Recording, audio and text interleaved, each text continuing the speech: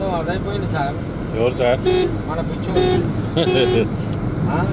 ఒక్కోసారి ఏం సార్ అంత సైలెంట్ కొట్టాడు అసలు ఏమి. ఇప్పుడు నేను లేస్తే మంచిది కాదు అన్నట్టు ఉంటుంది.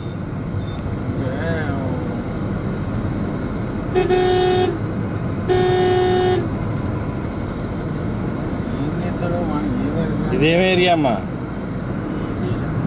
ఈసీఐలా? వాడు ఏది వచ్చినా దాని మీద సుదీర్ఘంగా చర్చ పెట్టుకుంటాడు. చర్చ పెట్టుకుని తరువు అవుతాడు. తరువు అయి దాని మీద ఒక అవగాహన మార్పులు చేర్పులను పెడతాడు. దానిలో వాడు దశ నిర్దేశకు అదైపోయి రూపకల్పన చేస్తాడు. అంటే మన దగ్గర గుణం ఏమున్నది తెలుసా సార్? ఏదో ఒకటి చేసి విమర్శలకు పాలు కాకుండా కొద్ది తేడాతో ఇంప్లిమెంట్ చేసి ఏదైనా మార్పు చేరుకుంటే కమిటీతో సెట్ చేయాలి.